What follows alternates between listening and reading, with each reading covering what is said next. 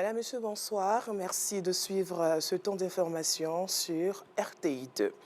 À l'instar des journalistes du monde, ceux de la Côte d'Ivoire ont célébré la Journée mondiale de la liberté de la presse ce vendredi 3 mai 2024.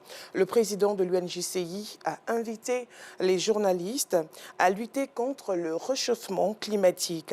Cette célébration a vu la participation du ministère de la Communication, de l'ambassadrice des États-Unis en Côte d'Ivoire et du représentant de l'UNESCO. Un reportage d'Assiton Diarra à suivre dans l'édition de ce soir. C'est un corps de métier qui participe à l'embellissement de nos maisons, mais également de nos villes. Le métier de jardinier, une activité qui est bien plus qu'une simple profession.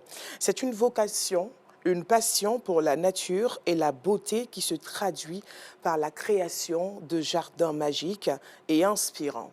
Fedana Yeo et Ido Fofana ont rencontré certains artisans de la terre qui nous parlent de leur métier et c'est dans le 19h30. Le regard dans les rues et ruelles des différents quartiers des communes d'Abidjan est attiré par un cliché qui choque.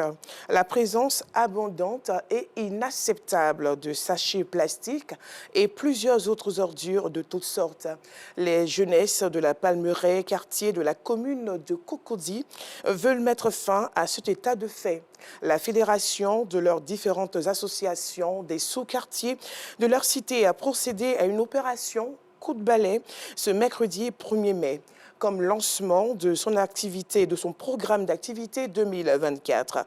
Objectif, avoir un cadre de vie sain et procurer une meilleure santé aux habitants. Théodore Zouzou, Clément Bocco nous en parlent ce soir. Et pour terminer, au moins 9 personnes ont été tuées ce vendredi dans un bombardement ayant touché un camp de déplacés de la périphérie de Goma, dans l'est de la République démocratique du Congo, où des combats opposent les forces gouvernementales au M23, un mouvement rebelle soutenu par le Rwanda.